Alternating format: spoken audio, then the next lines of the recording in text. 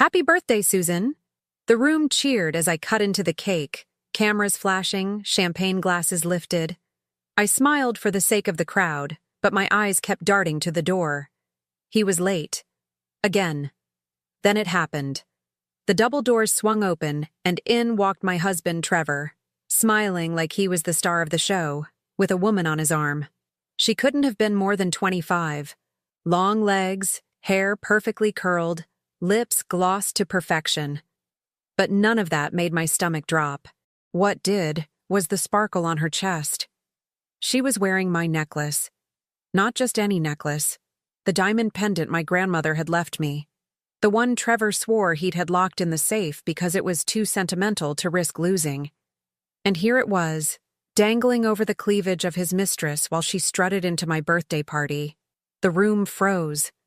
I swear I heard the collective gasp ripple through the crowd.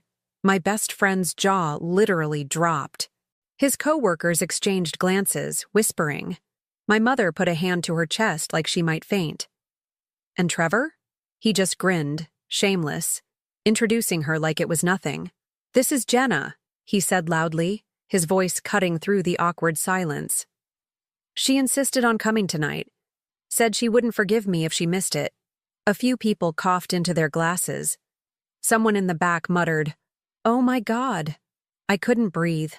My legs felt like stone. Then Jenna leaned into the mic the DJ had left on the podium. Her voice oozed fake sweetness. "I just want to say, Susan, you're so lucky. Trevor's been such a gentleman to me. I can only hope to find a love like yours someday." The cruelty was deliberate. Her eyes locked with mine as she toyed with the pendant between her fingers, making sure I saw. The whispers turned into open murmurs. Phones came out. This humiliation was about to be online in seconds. I snapped. I marched across the floor, heels striking against the polished wood, every step pounding with rage. People parted like I was a storm ripping through the room. I didn't hesitate. I ripped the necklace straight off her neck. The clasp snapped, her skin reddened, and she gasped. "This," I spat, holding it high, "was my grandmother's. He gave it to me, swore it was sacred, and now it's hanging on her like some trophy? At my birthday party?" Gasps. Someone shouted, "Holy shit!" Another, "No way!" Trevor's grin faltered. He reached out, stammering, "Susan, calm down, it's not—" My hand flew before I even thought. The slap echoed, sharp and unforgiving, across the entire hall. His head snapped to the side, a red print blooming on his cheek. Silence swallowed the room. Not even the DJ dared breathe. Jenna's smirk vanished, her face pale. She grabbed her clutch like she was ready to bolt, but I was already turning away. I didn't give him the satisfaction of a scene beyond that. I didn't scream, didn't beg. I looked him dead in the eye. My voice low but carrying enough for everyone to hear. "You just ruined your marriage in front of every person who matters in this city. And I promise you, Trevor, I will make sure this is only the beginning of your humiliation." I walked out, necklace clutched tight in my fist, the sound of whispers and camera shutters chasing me to the door. Behind me, the man I once loved stood frozen, exposed, and stripped of control. That was the night I vowed revenge. Not the petty kind. Not whispers behind closed doors. I was going to burn down his reputation, brick by brick, until there was nothing left of the man who thought he could parade his betrayal in my face. And as the cool night air hit me outside that glittering venue, I swear I smiled for the first time in months. People looked at me that night like I was crazy for walking out on him, but if they knew the full story, they'd know I'd been holding a crumbling marriage together with my bare hands for years. When I met Trevor, I was 22, fresh out of college with a degree in marketing and a job offer in Chicago.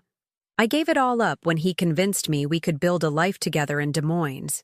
He promised me stability, promised that once his business took off, I'd never have to worry. I believed him, because back then he had that kind of charm, the kind that made you forget your own plans. When our daughter was born, I let go of my career completely. I became the one who stayed up through fevers, packed lunches, volunteered for school trips. Meanwhile, Trevor built his company, networked at golf courses, and shook hands at cocktail hours. He liked to brag that we were a team, that he couldn't have succeeded without me keeping our home in order. But the truth was, my dreams went into storage so his could fit in the spotlight. The real sting? My grandmother left me an inheritance when she passed. Not millions, but enough to matter. Enough for a down payment on a house and seed money for the business Trevor wanted to start. He called it our investment, but everything was in his name. He swore it was just for paperwork, easier for taxes, cleaner for investors. I signed over checks with my heart wide open, never imagining I'd be funding the very empire he'd later use to parade another woman around. Looking back, the warning signs weren't just there. They were practically screaming at me. Late nights that turned into overnights at the office, sudden business trips that conveniently lined up with weekends. He'd come home smelling of cologne I didn't own. His phone started living face down on the counter, notifications silenced. I asked, of course I asked, and he always had an answer. A client dinner ran long. You're overthinking. You don't trust me? That last one was his favorite weapon, flipping my gut instincts into accusations. And I let him. I told myself I was being paranoid, that every marriage had rough patches, that his stress, his distance, his temper snapping like dry wood were just temporary. I clung to loyalty like it was a lifeline. I told myself it was my duty to keep this family together, to keep a father in my daughter's life. Because wasn't that what good wives did? But then came the day I couldn't explain it away. It was a Saturday morning, quiet. Sunlight pouring through the kitchen window. My daughter, Lily, was scrolling on her phone at the table, half paying attention to her cereal. I was cleaning up when she blurted it out without looking up. Mom, Dad was at the mall yesterday. I saw him. But he wasn't alone. I froze, sponge dripping water onto the floor. What do you mean? She hesitated, eyes glued to the screen. He was with some woman. They were holding hands. She had really long nails, like bright red, and she was laughing at everything he said. They didn't see me, but her voice trailed off, nervous. Then, almost whispering, she was wearing your necklace. That necklace again. The one thing I thought he respected. The one thing I thought he couldn't taint. My stomach twisted into knots. Lily's honesty, the casual way she said it left no room for denial. My daughter had seen it with her own eyes. I wanted to scream. I wanted to smash every dish in that kitchen. Instead, I held it in, forcing a smile so she wouldn't see me crumble. I kissed the top of her head, told her thank you, and excused myself to the bathroom, where I locked the door and slid to the floor. The tiles were cold under my skin, but my face was burning. Tears poured, but beneath the heartbreak was something sharper. A realization that this wasn't a mistake, not a one-time slip, not something I could fix with another second chance. It was betrayal. Deep, deliberate, undeniable. For years I'd told myself I was imagining things, making mountains out of molehills. But when your own daughter catches her father parading a mistress in public, you can't pretend anymore. You can't protect him. You can't excuse him. That was the moment my heartbreak hardened into clarity. I wasn't just a woman who'd been cheated on. I was a woman who'd been robbed of time, money, loyalty, dignity. And now, with my daughter's innocent words echoing in my head, I knew one thing with absolute certainty. This marriage was over, and Trevor had no idea the storm that was coming. The morning after my birthday party, I woke up with swollen eyes and a dry mouth. But I wasn't broken. Not anymore. I'd cried enough. Somewhere between replaying that slap in my head and staring at the necklace on my nightstand, a switch flipped. I wasn't going to sit around waiting for an apology that would never come. I wasn't going to give him the power to spin the story, to make me look crazy while he played the doting husband in public. No. From that moment on, I wasn't the victim. I was the strategist. The first thing I did was grab a pen and paper. I wrote down every account number I could think of: joint checking, savings, credit cards, the brokerage account he opened for the family. I had access to most of them, though over the years he'd shifted logins and passwords like a magician palming cards. But he underestimated me. I kept receipts, old emails, even the sticky notes he left lying around after logging in.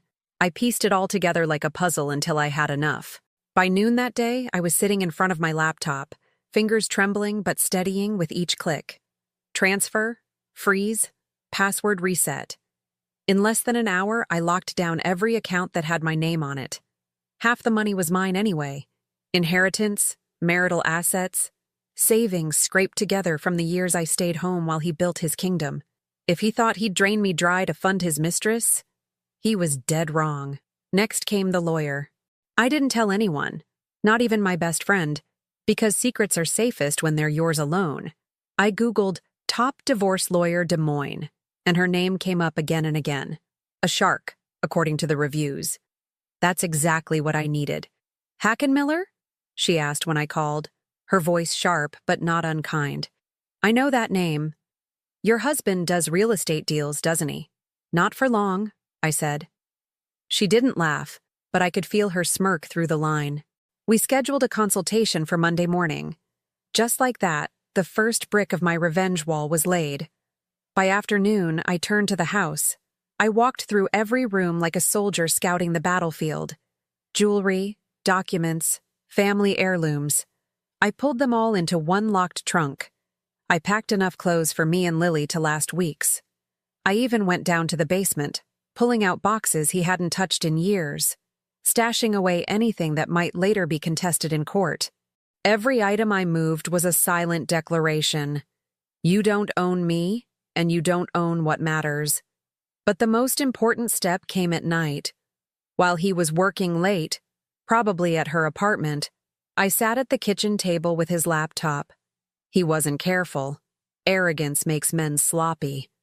I dug through emails, receipts, and calendars, screenshots of hotel bookings, dinner reservations under fake names, even photos. Her sitting on his lap, my necklace sparkling like a cruel joke. I saved everything to a hidden folder, then backed it up to a flash drive and my cloud account. Evidence. Hard, undeniable evidence. When I was done, I closed the laptop and looked around the kitchen I'd scrubbed 1,000 times after his late-night messes. For the first time, I didn't feel small in it. I felt powerful. The next morning, the first ripple hit. I was making coffee when my phone buzzed. A text from Trevor. Did you forget to pay the Amex? It just got declined at lunch. I didn't answer. 10 minutes later, another. Susan? What's going on? My debit card, too. Is the bank having issues? I smiled into my mug. By the time he stormed through the front door that evening, his face was red and his tie loosened like he'd been tugging at it all day. What the hell did you do? He barked, slamming his briefcase onto the counter. I didn't flinch. I protected myself. He blinked, stunned that I didn't even try to deny it. Protected yourself? Those are our accounts. I had a business lunch today, Susan. I looked like an idiot when my card got declined. Imagine how I looked last night. I shot back, stepping closer so he could smell the steel in my voice. Imagine how it felt watching some 25-year-old wear my grandmother's necklace at my birthday party while you smiled like a fool. If you think I'm funding that circus, you're out of your mind. His jaw tightened. For once, he didn't have a slick answer. Where's Lily? He muttered, changing the subject. She's at Mom's, I said, and she'll be staying there until this house is safe again. He dragged a hand down his face, exhaling hard. Jesus, Susan, you're overreacting. We can fix this. I laughed, sharp and bitter. Fix this? You paraded your mistress into my party. You put my necklace on her chest. You humiliated me in front of everyone we know. You don't come back from that. For the first time in years, he looked rattled. Truly rattled. Like he was realizing I wasn't bluffing. I turned away, pulling my trunk of valuables closer to the door. This is just the beginning, Trevor. You started this war, but I'm the one who's going to finish it. His voice cracked behind me, trying to regain control. You don't know what you're doing. But the truth was, I knew exactly what I was doing. And as I closed the door to the bedroom that night, locking it with him on the other side, I felt something I hadn't in years. Power. The first cracks showed faster than I expected. On Monday morning, Trevor strutted into his favorite coffee shop, the kind of place where he tipped big just to hear his name said loud. Except this time, his card declined. Twice. The barista gave him a look, half pity, half judgment, as people in line whispered. He ended up fishing for crumpled bills in his pocket like a teenager buying gas. That story reached me within the hour, thanks to one of his colleagues who'd been standing right behind him. "Nice power move," the text read, followed by 3 clapping emojis. By Tuesday, the mistress was feeling it too. I know because she tried to buy a designer bag on his dime, his company card, and it got flagged. She made a scene, accusing the cashier of embarrassing her, only to storm out empty-handed. Later, I found the charge attempt sitting in our joint statement. She was bold, I'll give her that, but boldness doesn't work when the pipeline is shut off. The social circle started buzzing. Friends who'd been at my birthday party split clean down the middle. Some called to check in, their voices dripping with sympathy that felt more like curiosity. Others stayed quiet, probably afraid of choosing the wrong side. But a handful of Trevor's colleagues, people who used to sing his praises, reached out privately. "He crossed a line," one said bluntly. "You deserve better." For the first time in years, I wasn't alone. My parents were furious when I finally told them. My mother cried, her voice trembling as she said, "I never liked the way he looked at himself in the mirror more than he looked at you." My father, usually the quiet type, muttered, "If I ever see him again, he'll regret it." It wasn't just comfort, it was backup. I felt their weight behind me, like pillars holding me steady. And Lily, my sweet girl, she knew more than I wanted her to, but she was old enough now to see through lies. When she hugged me that night, she whispered, "I'm glad you're not pretending anymore." That nearly broke me. Pretending had been my survival, but it had cost her the illusion of stability. Now, at least, she had the truth. Meanwhile, Trevor spiraled. He called nonstop, angry voicemails, pleading texts, desperate attempts to regain control. "You can't just shut me out, Susan. This is childish. Let's talk. We can work through this. Do you have any idea what people are saying? You're ruining me." Every message was another nail in his coffin. I didn't reply to a single one. By Thursday, he showed up at the house. I heard his car screech into the driveway, the slam of the door, heavy footsteps up the porch. He banged on the door like the world owed him an audience. "Susan, open this damn door." His voice carried across the street. Curtains in the neighbors' windows shifted. He hated nothing more than being watched when he wasn't in control. I opened the door just enough to let him see my face, calm and collected. "You should leave." His eyes were bloodshot, his tie loose, his hair a mess. He looked nothing like the man who had once polished his image to perfection. "We need to talk," he growled. "There's nothing left to say. You're making a mistake." "Do you know what you're doing to my business? To my reputation?" That was the moment I realized he still didn't get it. This wasn't about his business or his reputation. It was about me. About the years I gave up, the inheritance I trusted him with, the necklace he dangled on another woman's chest like a prize. I smiled, slow and deliberate.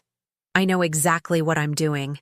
His fists clenched at his sides, but he couldn't step in. Not anymore. My lawyer had already filed the paperwork, and he knew crossing that threshold could cost him dearly. He muttered something under his breath and stormed off, slamming the car door so hard it rattled the windows. I watched him drive away, gravel spitting under his tires, and felt nothing. No sadness, no regret. Just certainty. The ripples were spreading faster now. His polished image was cracking, the mistress was faltering, friends were watching, and family was rallying around me. Every step I'd taken was calculated, and it was working. And Trevor? He was drowning in the very waters he'd once thought he controlled. It was a Saturday night when I walked into the steakhouse. the one Trevor used to parade me through like I was part of his brand. I hadn't planned on crossing paths with him there, but fate has a cruel sense of humor. Or maybe it was opportunity. He was seated at a corner booth, back too straight, like he was trying to prove he still owned the room. Across from him sat Jenna, in a dress so tight it looked like it hurt to breathe. She wasn't smiling this time. She fiddled with her napkin, glancing around nervously as whispers followed them from table to table. Because by now, everyone knew. The necklace, the party, the cards declined. People talk in this city, loudly. I could have turned and left, but something in me decided to finish what he started. I walked straight to their table, my heels clicking like gunshots on the polished floor. Heads turned, forks froze midair. The restaurant buzzed with the anticipation of a show. Trevor's face drained of color the second he saw me. "Susan," he muttered, half standing. "This isn't—" I cut him off, loud enough for the entire room to hear. "Sit down." The command hung in the air. He sank back into his seat, jaw tight. Jenna looked like she wanted to crawl under the table. I leaned a hand on the booth, eyes flicking between them. So this is where the inheritance went. My grandmother's money, funding filet mignon for the girl who wore her necklace to my birthday party. Gasps rippled through the restaurant. A woman at the next table put her hand over her mouth. A man muttered, "Oh, damn," under his breath. Trevor tried to speak, but I didn't let him. "Do you want to know what the saddest part is?" I said, my voice steady, carrying. "It's not that you cheated. It's not even that you flaunted her like a prize in front of our friends and family. It's that you thought I'd be too weak, too loyal, too stupid to fight back." Murmurs broke out. Phones came up, recording. I didn't care. Let them film. Let the world see.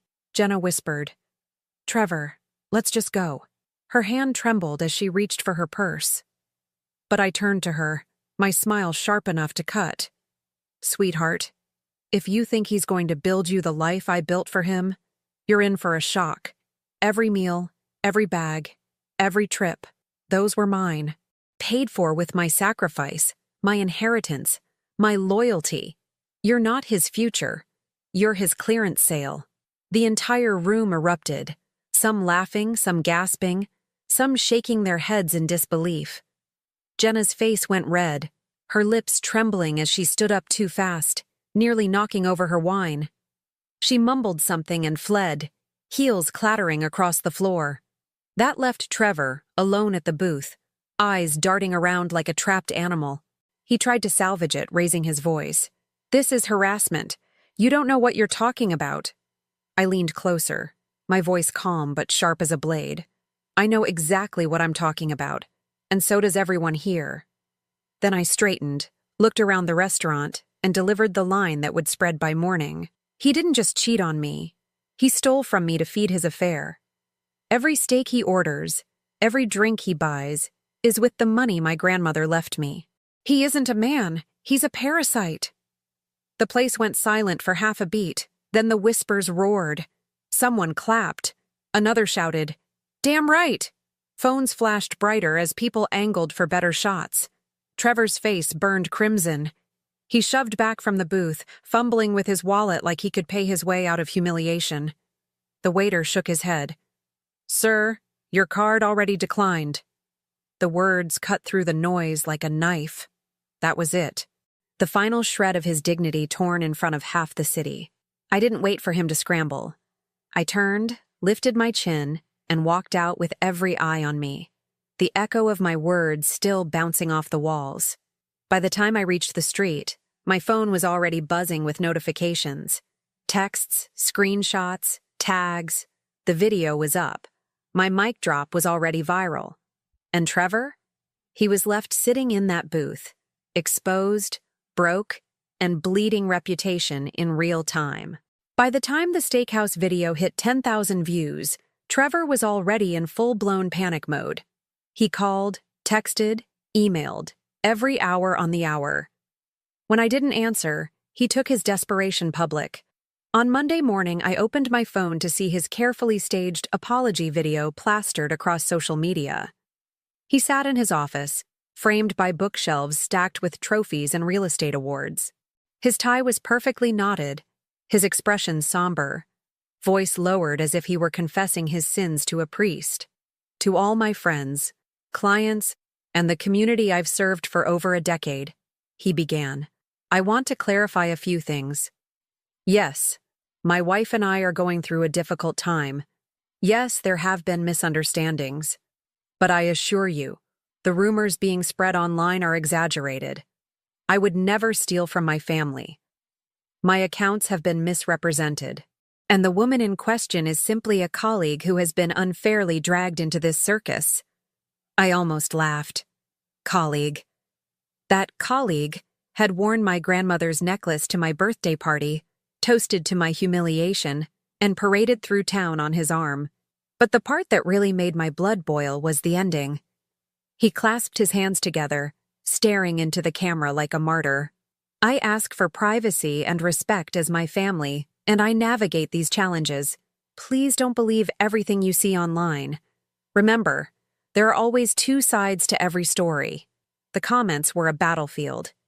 His business partners and sycophants scrambled to defend him. Trevor is a good man. People make mistakes. But for every defender, there were 5 more voices calling him out. We were at the restaurant. He's lying. I saw him with that girl weeks ago. 2 sides to every story? How about the video we all saw? By noon, local blogs picked it up. Real estate mogul denies affair despite viral footage. The headline was slick, but the undertone was clear. His empire was wobbling, and I hadn't even started yet. That afternoon, I met with my lawyer and slid a flash drive across her desk. On it were months of screenshots, emails, and financial statements. Dinner reservations under fake names. Receipts from hotel suites billed to company credit cards. And the crown jewel, a set of photos showing him and Jenna at a lake house he'd secretly rented, one of them kissing, her hand proudly flashing the necklace he swore was locked away. My lawyer's lips curled into a slow, satisfied smile. Once this gets out, he won't just lose his reputation. He'll lose his business. Clients don't forgive men who lie about their money. We didn't release everything at once. That would have been mercy. Instead, we dripped it out. 1 receipt, 1 screenshot, 1 video at a time. The first leak was a string of texts between Trevor and Jenna, where he whined about me being too boring and bragged about using her grandma's cash to keep us comfortable. That one went straight to a gossip page that thrived on local scandals. Within hours, it was reposted everywhere. The second leak, 2 days later, was the receipt from a 5-star hotel suite, charged to his company card. The same night he'd told me he was in Chicago on business. The third was the photo. Him and Jenna, locked in a kiss, my necklace sparkling like a neon sign for betrayal. That one broke the dam. The internet doesn't forgive, and it definitely doesn't forget.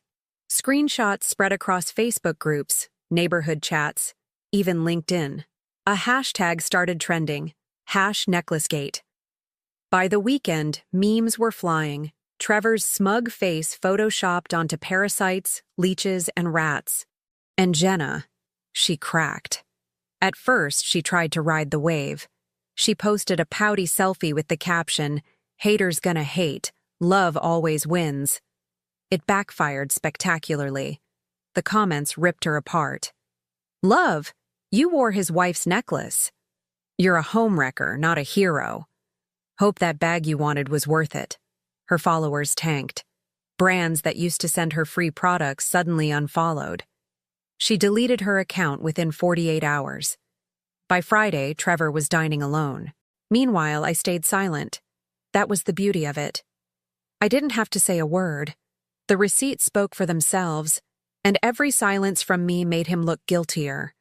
The more he tried to protest, the worse he sounded. He went on local radio, voice sharp with frustration. "Look, these things being leaked, they're taken out of context. I didn't misuse funds. I didn't betray anyone. My wife is being manipulated." The host cut him off. "Trevor, the receipts show your name. The dates line up. Context doesn't change the facts." Dead air. Then stammering. Then the interview ended early. That clip went viral too. A 10-second video of him sitting there, mouth opening and closing like a fish out of water. The caption? When you run out of lies, mid-interview. By Sunday, his phone number leaked, and he was forced to deactivate. Clients pulled out of deals. One of his business partners publicly announced they were reviewing the company's financial integrity. Translation: they were cutting him loose before he tanked them too. And through it all, I was calm, detached, watching his empire collapse from the quiet safety of my living room, while Lily and I painted our nails and ordered takeout. Because here's the truth about men like Trevor. They believe their image is bulletproof. They think charm and money can patch any hole. But once the world sees the rot underneath, no polish can hide it. The final blow came from someone I never expected. His own brother. On Facebook, he posted a single line. "I told you years ago, Trevor. You don't steal from family and expect to survive it." That post was shared over 2,000 times. His own blood disowned him in public, and that sealed it. By the end of the month, he was radioactive. The mistress was gone. His reputation shredded. And every attempt to claw back his narrative only drove him deeper into humiliation. And me? I didn't need to raise my voice. My silence was louder than every excuse he tried to make. By the time we stepped into the courtroom, the air around Trevor had already turned toxic. The gallery buzzed with spectators, clients, colleagues, even curious strangers who wanted a front-row seat to the downfall they'd been watching online for weeks. ##NecklaceGate wasn't just gossip anymore. It had teeth. I sat tall beside my lawyer, calm and deliberate in a navy dress that projected strength without needing flash. Trevor walked in with his attorney and a stack of papers clutched under his arm like a life raft. He looked gaunt, his tan faded, his tailored suit hanging loose at the shoulders. His eyes darted to me once, then away, like even looking at me was a reminder of how far he'd fallen. The judge called us to order. Custody, assets, finances. It was all on the table. My lawyer wasted no time laying out the receipts. Every screenshot, every bank record, every late-night charge that proved Trevor had siphoned my inheritance and our joint assets to fund his affair. "Your Honor," she said firmly, projecting her voice across the courtroom. "This isn't simply a matter of infidelity. This is theft, misrepresentation, and deliberate financial mismanagement. My client trusted her husband with her inheritance, and he funneled it into a relationship outside the marriage. We have documentation proving misuse of joint accounts and company funds." The judge raised an eyebrow as the evidence projected on the screen. A 5-star hotel receipt dated the same night Trevor had sworn he was on a business trip in Chicago. A jewelry purchase logged on his company card, delivered to Jenna's address. Screenshots of texts bragging about burning Susan's money on someone who actually appreciates me. Trevor's attorney tried to object, muttering about context, but the judge cut him off. "The context is clear. Sit down, counselor." For once, Trevor had no words. His face burned as people in the gallery whispered, some chuckling under their breath. Custody came next. My lawyer painted the picture. Me as the stable, present parent, the one who raised Lily while Trevor chased deals and mistresses. She presented testimonies from teachers, neighbors, even Lily's soccer coach, all confirming that Trevor was absent at best, reckless at worst. When it was my turn to speak, I kept it simple. "Your Honor, my daughter needs stability. She needs a parent who puts her first. I've done that every day of her life. Trevor can't even keep his promises to his family, let alone a child who deserves better." Trevor finally snapped, his voice sharp. "That's not true! I love my daughter!" The judge's gavel hit the block. "Sit down, Mr. Hackenmiller." The silence that followed was louder than his outburst. By the end of the hearing, the ruling was clear. I secured primary custody. Trevor would get supervised visitation. Supervised. His finances were under review. Assets frozen until a forensic accountant untangled the mess of personal and company spending. And every heirloom, every piece of property purchased with my inheritance, was rightfully returned to me. Walking out of that courtroom, I didn't just feel like I'd won. I felt like I'd taken back everything he thought he'd stolen. But the fallout didn't end there. His father, once his biggest supporter, had been silent throughout the scandal. Until the day after the ruling, when a letter appeared online, signed and notarized, cutting Trevor off from the family trust. "Our name carries weight," it read. "And Trevor has dragged it through the mud. Effective immediately, he is removed as a beneficiary of Hackenmiller Holdings." The business world moved just as fast. His partners held an emergency meeting and voted to remove him from the board of his own company. The statement was brutal in its simplicity. "We cannot conduct business with a man whose personal actions have compromised professional integrity." Translation: he was poison, and they weren't about to go down with him. Jenna, his precious mistress, tried to hang on a little longer. She posted cryptic quotes about loyalty and staying strong through storms, but her storm drowned her within days. With no access to his cards, no more company-funded trips, she was reduced to begging him online to stand up for us. Screenshots of her messages leaked too. They showed her demanding he buy her an apartment, threatening to leave if he didn't. The internet tore her apart, calling her delusional, a gold digger who bet on the wrong horse. Within a week, she vanished. Accounts deleted, no forwarding address. She left him exactly the way he'd left me, exposed, abandoned, and emptied out. By then, Trevor's world had collapsed into rubble. His phone went unanswered, his office door locked, his face plastered across memes as the city's favorite cautionary tale. Former friends avoided him in public. Even his gym revoked his membership after a video circulated of him screaming at a trainer who joked, "Careful, don't charge that to your wife's account." And me?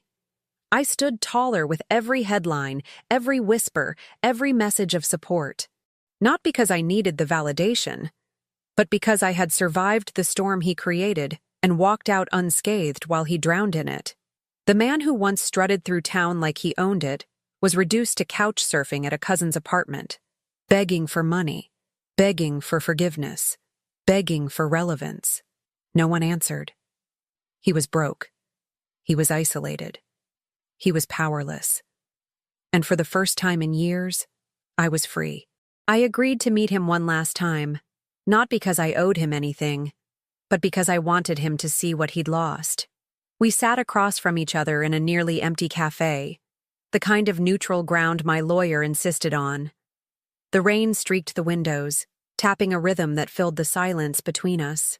Trevor looked nothing like the man who once strutted through rooms like he owned them. His suit was wrinkled, tie missing, hair flat against his forehead. The lines around his mouth had deepened, and the confidence that used to pour off him like cologne was gone. He stared at his hands for a long time before finally looking at me. "Susan, I made mistakes. I know that. But everything's falling apart, and I can't do this without you." His voice cracked, soft and raw. "You were always the strong one. Please, just give me another chance." I let the words hang in the air, sipping my coffee slowly. For years, I'd begged him for honesty, for respect, for scraps of loyalty. Now here he was, begging me. The irony was almost sweet. "You want another chance?" I said, my voice steady. "Tell me, Trevor, what exactly would I be giving another chance to? The lies? The betrayal? Watching you steal my grandmother's money to wine and dine a mistress half my age?" He flinched like I'd struck him. "It wasn't like that. I lost control. But it meant nothing, Susan. She meant nothing." "Funny," I said, tilting my head. "She seemed to mean a lot when she was wearing my necklace at my birthday party." He shut his eyes, shaking his head, but I didn't stop. "You didn't just cheat on me, Trevor. You mocked me. You paraded your betrayal in front of everyone we know, and then you expected me to swallow it.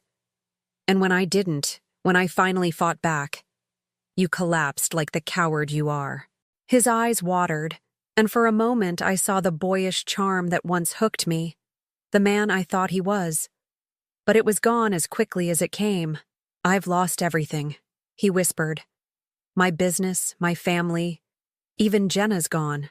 I don't have anyone left. That's not my problem, I said flatly.